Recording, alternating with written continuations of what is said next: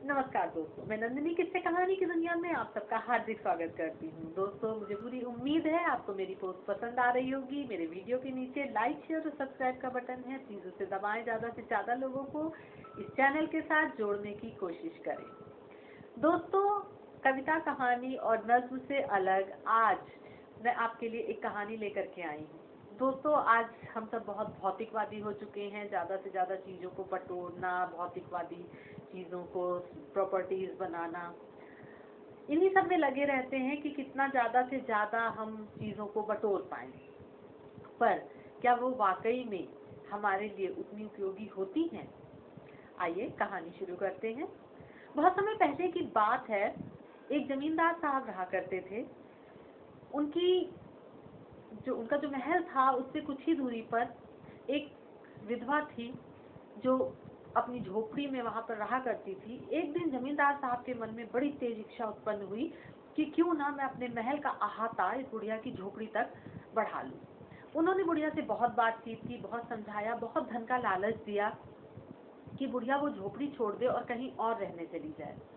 लेकिन बुढ़िया की बहुत सारी यादें उस झोपड़ी से जुड़ी हुई थी। वो शादी होकर वहीं आई थी। उसके पुत्र ने वहीं जन्म लिया था। उसका पति, उसका इकलौता पुत्र, उसने अपने प्राण उसी झोपड़ी में त्यागे थे। उसकी बहू उसके बेटे के वियोग में अपने प्राण उसी झोपड़ी में त्याग चुकी थी। अब उसकी पूरी दुनिया सिर्फ वो और उसकी पोती ही थी। बुढ़िया टस से मस न हो रही थी। कोई भी लालच उसे डिगा नहीं पा रहा था कि वो उस झोपड़ी को छोड़ दे। जमींदार साहब ने उसे बहुतेरा समझाया, बहुत लालच दिए, लेकिन बुढ़िया वो झोपड़ी छोड़ने को तैयार नहीं हुई। अंत में जमींदार साहब ने वकीलों की मदद ली। वकील बाल की खाल निकालने में माहिर होते हैं। उन्होंने सारे दांव पेच लगाए, सारे दंड फंद किए और अंत में उस बुढ़िया को झोपड़ी छोड़ने पर मजबूर होना ही पड़ा। बुढ़िया बेचारी गरीब थी, किससे कहती, कौन उसका सुनता। उसने झोपड़ी छोड़ दी और पड़ोस में ही जाकर के कहीं रहने लगी। एक दिन जमींदार साहब झोपड़ी के आसपास टहल रहे थे तो उन्होंने देखा कि बुढ़िया टोकरी लेकर के उधर चली आ रही है। जमींदार साहब को बड़ी गुस्सा आई। उन्होंने कहा, अभी ये फिर अपनी झोपड़ी पर अपना दावा ठोकने लगेगी। उन्होंने तुरंत नौकरों को आवाज दी और कहा कि इस बुढ़िया को फौरन से यहाँ से निकाल दो। बुढ़िया ने बहुत हाथ जोड़कर गिड़गिड़ा कर कहा, सरकार, ऐसा जुल्म ना करिए। मैं अपनी झोपड़ी पर दावा लेने नहीं आई। झोपड़ी तो अब आपकी हो ही चुकी। मुझे बस एक टोकरी मिट्टी दे दो। जमींदार साहब ने उसे बड़े आश्चर्य से देखा और कहा, एक टोकरी मिट्टी? तुम एक टोकरी मिट्टी का क्या करोगी? उसने कहा, महाराज, मेरी छोटी सी 5 बरस की पोती इस झोपड़ी को बहुत याद करती है। वो यहीं पैदा हुई थी, यहीं उसका बचपन गुजरा। अब वो रोटी नहीं खा रही है, जिद किए बैठी है कि मुझे मेरी झोपड़ी चाहिए। महाराज, मुझे एक टोकरी मिट्टी दे दो। मैं इस मिट्टी से चूल्हा बनाऊंगी और उस चूल्हे पे रोटी सेक कर अपनी पोती को खिलाऊंगी।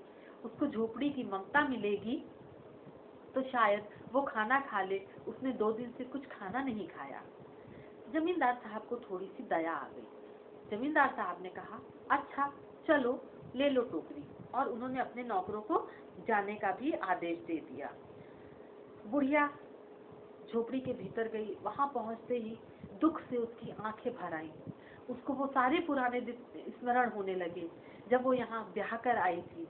उसका प्यारा पति, उसके पुत्र का जन्म लेना, उसके पुत्र का ब्याह होकर के आना, उसकी पोती का जन्म, उसके पति का जाना, उसके पुत्र का जाना। बुढ़िया तमाम यादों में डूबती, उसकी आंखों से आंसू नहीं रुक रहे थे। किसी तरह संभाल कर अपने आप को उसने टोकरी में मिट्टी भरी और आकर जमींदार साहब से प्रार्थना की, महाराज, जरा टोकरी में हाथ लगा देंगे?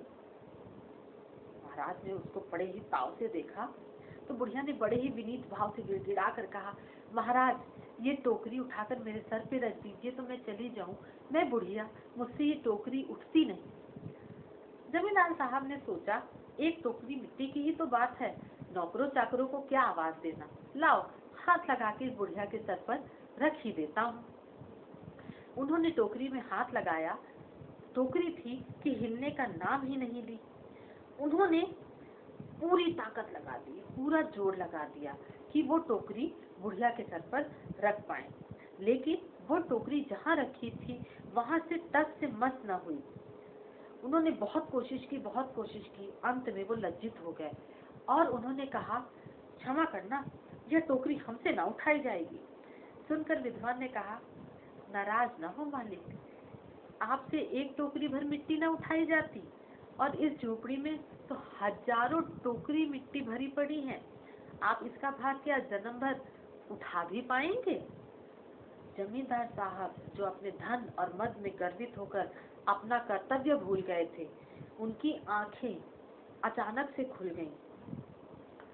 उनको एहसास हुआ कि उन्होंने सिर्फ अपने छोटे से लालच के लिए उस बुढ़िया का कितना बड़ा नुकसान किया, उससे उसकी यादें, उसका जीवन का सहारा सब छीन लिया।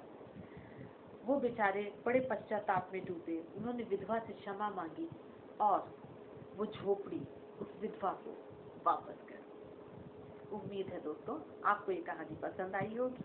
अपने विचार आप मुझे कमेंट बॉक्स में लिख करके भेज सकते हैं। अगर आपके पास कोई कथा, कहानी, कोई किस्सा, कोई कविता, कोई नज़्म है जो आप चाहते हैं कि मैं अपने चैनल के माध्यम से आपके साथ शेयर करूं, तो प्लीज मेरे कमेंट बॉक्स में लिख करके भेजें। फिर मिलेंगे। नमस्कार।